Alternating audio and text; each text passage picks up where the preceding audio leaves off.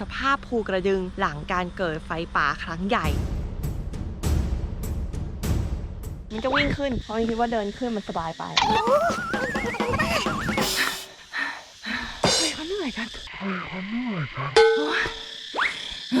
ลูกอมเพิ่มความสดชื่นพายุเข้าหนักมากเลยนะคะนอนนะคะฝั่งหนึ่งก็จะเห็นเขียวอีกฝั่งหนึ่งก็คือเป็นแบบนี้เลยใช้เวลาเท่าไหร่ในการเอากลับมาเนาะถ้าต้นใหญ่ๆนี้ก็เป็น100 กว่าปีจริงป่ะขอโทษแทน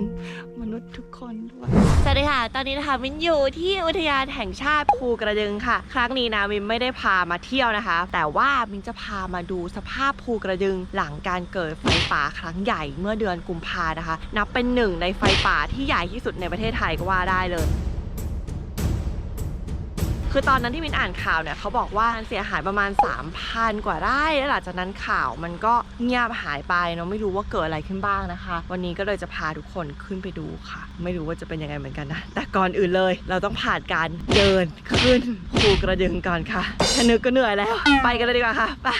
ขอต้อนรับมวลมิตรสู่เส้นทางพิชิตภูกระดึงศูนย์จากระดับน้ำทะเล 1,288 เมตรระยะห่าง 5,500 เมตรใช้เวลาโดยประมาณ 3-5 ชั่วโมงค่ะสวัสดีค่ะขึ้นเขาใช่ไหมคะ ขึ้นเขาครับโทรบัตรได้ไหมคะได้ค่ะสักครู่นะคะ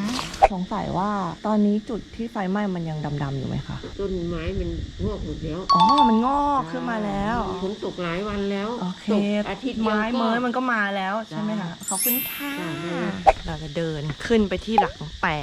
5.5 กิโลเมตรกว่าจะไปถึงจุดกลางเต็นท์ก็คืออีกประมาณ 3.5 กิโลเมตร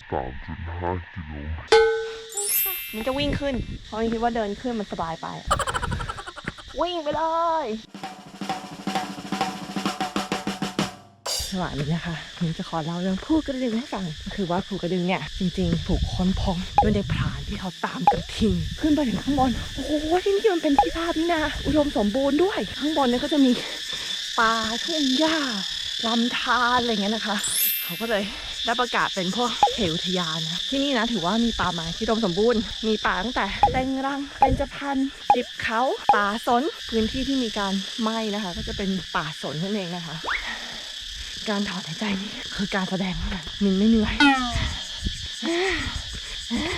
ใครเขาเหนื่อยกันความสูงของภูกระดึงก็คือ 1,316 เมตรนะคะแล้วก็ด้านบนมีพื้นที่เยอะมากไปเดินต่อ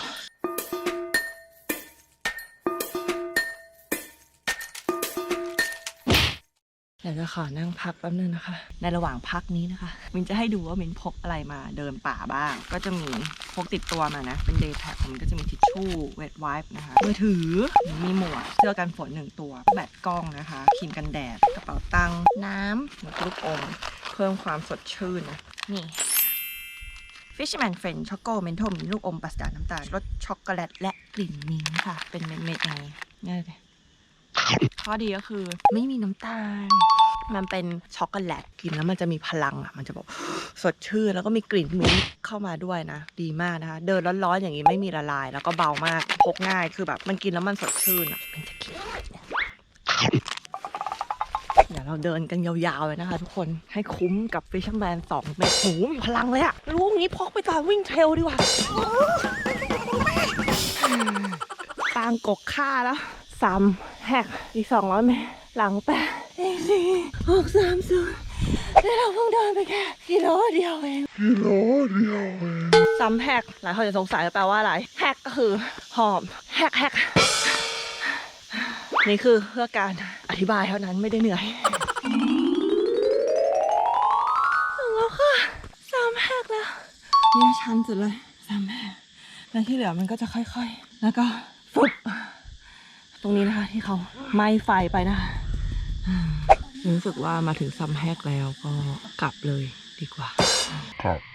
เป้าหมายคืออะไรรู้ป่ะหมูกระทะบนภูกระดึงนี่แหละค่ะ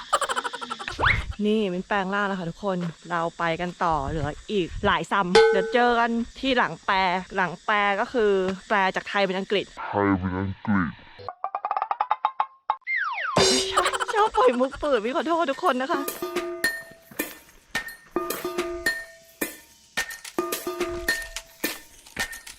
ซัมก็กาค่ะไปต่อ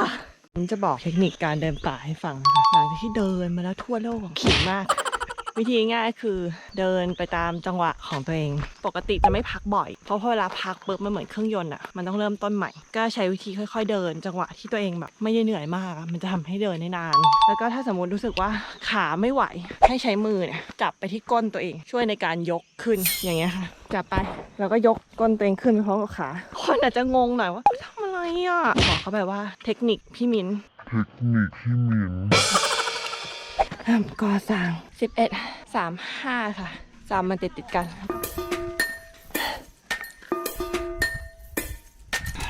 ผ่านแปรนั่งพักก่อนดีกว่าเดินป่านะคะไม่ต้องรีบเหนื่อยก็พักรักก็พอสดชื่นมั้งไปต่อแล้วกอกว่าแล้วค่ะเหนื่อยเหมือนกันเนี่ยภูกระดึงตอนแรกคิดว่าสิวหัวช้าง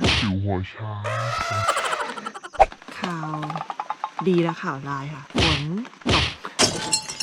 ข่าวดีคือเย็นข่าวร้ายคือเปียกอะไรที่ยากกว่าการเดินขึ้นภูกระดึงใช่ไหมคะการเดินขึ้นภูกระดึงตอนฝนตก มีเพลงหนึ่งมอบให้รู้ไหมฟ้ากำลังร้องไห้ออกมาเป็นสายฝนอ๋อแล้วนะฟ้าที่เบื้องบนไม่น่าร้องแบบนี้ค่ะระหว่างทางนะคะก็จะเห็นแนวป้องกันไฟป่าซึ่งก็คือการเหมือนตะกุยพื้นที่ตรงนั้นน่ะให้มันเป็นที่โล่งทำให้ไฟมันติดอะไรไม่ได้แล้วก็ไม่ข้ามไปนะคะมีรอยไฟป่าให้เห็นอยู่นะ3 กอกดอนอีก 1.7 กิโลเมตรถึงหลังแป้ค่ะไปต่อค่ะถึง3 แคร่แล้วตอนนี้คือการขึ้นที่ชันที่สุดระยะทาง 1.3 กิโลเมตรเข้าไปที่หลังแป้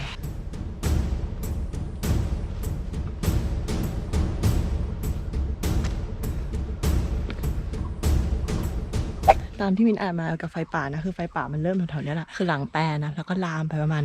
3,000 กว่าไร่นะคะจะเห็นแล้วว่ามันเป็นรอยไฟป่าหมดเลยนะจริงไฟป่าเป็นปัญหาหลักของป่าในหลายๆภูมิภาคในประเทศไทยนะทั้งทางเหนือแล้วก็ภาคตะวันออกเฉียงเหนือนะมันเป็นป่าแห้งป่าสนก็ติดไฟง่ายป่าเบญจพรรณซึ่งเป็นป่าผัดใบเนี่ยต้นไม้ที่อยู่ในป่าเบญจพรรณก็อย่างเช่นต้นสักพวกนี้มันก็จะชอบไฟนะคือมันก็จะมีไฟไหม้อยู่เป็นช่วงๆนะคะไอ้เรื่องสาเหตุของไฟไหม้มันเป็นเรื่องการถกเถียงที่สลับซับซ้อนมากนะตอนนี้ก็ขึ้นถึงยอดภูกระดึงแล้วค่ะคนเรามันจะมาภูกระดึงได้กี่ครั้งครั้งแรกพาน้องตาบอดขึ้นมานะคะส่วนครั้งนี้ก็คือมาดูเรื่องไฟป่าป้ายในตำนานที่พูดไม่ค่อยตื่นเต้นเพราะอะไรรู้ไหมคะเหนื่อยนี่นะคะคือสภาพป่าที่มันไหม้ไฟไปแล้วนะคะ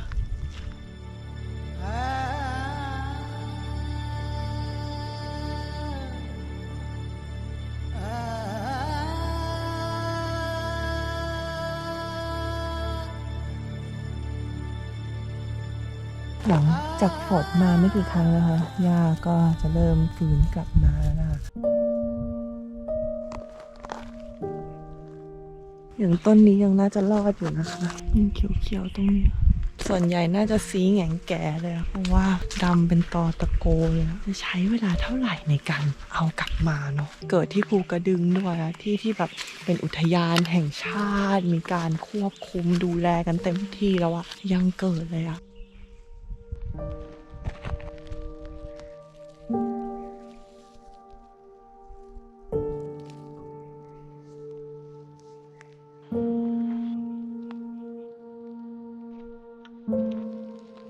ที่เห็นด้านหลังนะคะน่าจะเป็นจุดที่มีการไหม้ไฟก็จริงแต่ว่าต้นไม้นะก็ยังฟื้นกลับมาได้นะคะไม่ได้ไหม้แบบถอนรากถอนโคลนจนถึงปลายยอดฝั่งหนึ่งก็จะเห็นเขียวอีกฝั่งหนึ่งก็คือเป็นแบบนี้เลยไฟป่าครั้งนี้มันรุนแรงจริง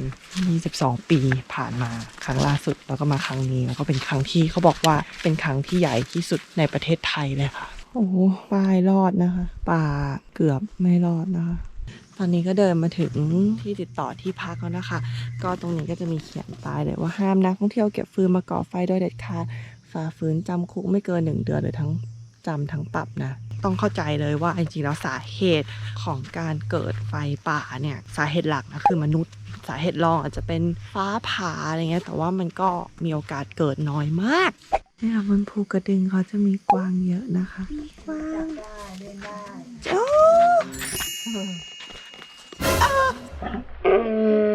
ดีกวางภูกระดึงมันมีกวางมาบ่อยไหมคะคุณป้ามาบ่อยมันเดินมากินหญ้าค่ะคุณป้าภูกระดึงนี่ไฟไหม้บ่อยไหม ก็ข้างล่างนี่จะไหม้บ่อยค่ะปีที่แล้วก็จะสกัดไม่ได้ แต่ปีนี้มันแรงมากอะค่ะแรง คุณป้าเคยดับไฟไหมคะ เขาเคยไปช่วยค่ะ แต่ก็เอาชีวิตแทบไม่รอด เมื่อไหร่คะ หลายปีแล้ว เราไปช่วยดับไม่ได้เงี้ยทางหน่วยราชการต้องไปเรียกฮอมา ปีโน้นไหม้หมดเลยเหมือนกันนะ ไหม้หมด เขาบอกว่าเมื่อ 20 ปีที่แล้วอะ ค่ะไหม้หมดเลย เจ้าหน้าที่เนี่ยต้องเรียกแม่ค้าเรียกนักท่องเที่ยวอะไรไปช่วยกันดับค่ะแต่ก็ไม่รอดนะคะเพราะว่าไฟมันแรงต้อง เห็นบอกว่ารอบนี้ก็ต้นไม้ตายเยอะเลย ตาย ไม่ เย ใช่ อะแต่ไม่เท่าปีโน้ อ๋อ น แล้วแต่คือแสดงว่าปกติภูกระดึงอะคือไหม้ใหญ่ๆอะไม่ค่อย แต่ว่าจะไหม้รอบๆที่อยู่ภูกระดึง ไม่ เราก็ต้องล รง อบ ไป ๆ ส ข้าง กั ล่า ด งค่ะมันล่างๆส่วนมากก็จะมีพวกทานป่าอะไรเงี้ย อ๋อ เขาจะมาจุดเผาป่าแล้วก็จะให้หญ้าขึ้นมาแล้วก็จะมาดักล่าสัตว์ได้ง่ายพวกสัตว์จะมากินหญ้ากินอะไรพวกนี้ แสดงว่าเราก็ต้องกันกันไป ค่ะ เราก็ต้องกันกันไป ตอนนี้นะคะพายุเข้าหนักมากเลยนะคะเอาเข้ามาหลบในร้านนะตายแล้วข้างนอกนะคะเป็นยังไงลมแรงมากลมแรงมากเมื่อกี้นะคะคุณป้าก็บอกว่าให้ปิดสัญญาณโทรศัพท์เพราะว่าฟ้าตรงนี้แรงมากเนาะปิดเครื่องแล้วตรงนี้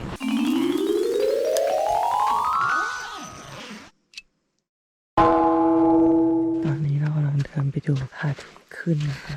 ตื่นเลยค่ะ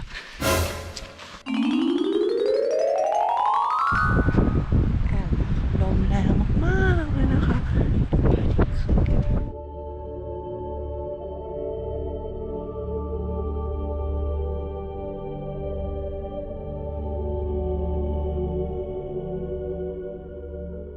เนี่ยอย่างเงี้ย โอ้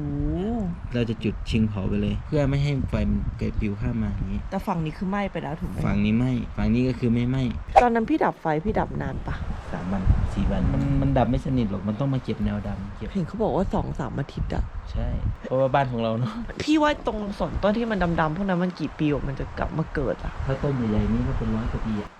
จริงปะ อย่างนี้ก็ประมาณ10 กว่าปี 20 ปีอ่ะ อันนี้10 กว่าปีหรอ ครับ20 ปี 30 ปีก็มี นะ แต่ถ้าอย่างนี้ก็เป็น100 ทั้งหมดมันมีกี่ไร่ครับบนเนี่ย 37,500 37,500 ไร่ ก็ไหม้ไป 3,400 ไร่ ก็ประมาณ 10%ไหมเยอะมากเลยนะคะพระอาทิตย์ขึ้นแล้วมาแล้ว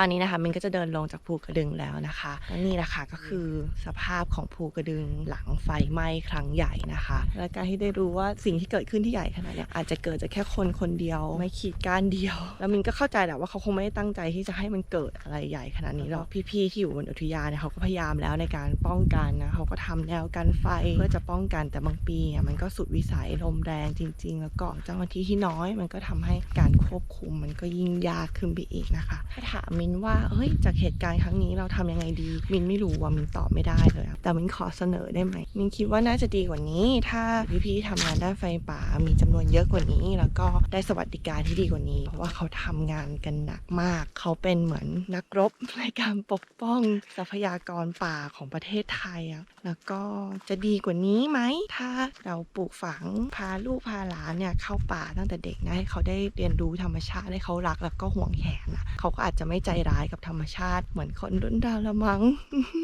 ตอนนี้นะคะอุทยานก็จะประกาศปิดภูกระดึงละจะปิดตั้งแต่เดือนเมษาเป็นต้นไปนะจนถึงเดือนกันยาค่ะ เพื่อให้ป่าเนี่ยได้ฟื้นฟูตัวเองนะแต่มันใช้เวลานานในขณะที่เวลาทำลายมันแป๊บเดียวเองก็ขอให้เธอทุกคนสู้ๆนะคะ ตั้งต้นใหม่ไวๆเธอจะได้เป็นแบบนี้ขอโทษแทนมนุษย์ทุกคนด้วยเราคงจะทำให้มันดีขึ้นได้นิดนึงก็ยังดีเนาะ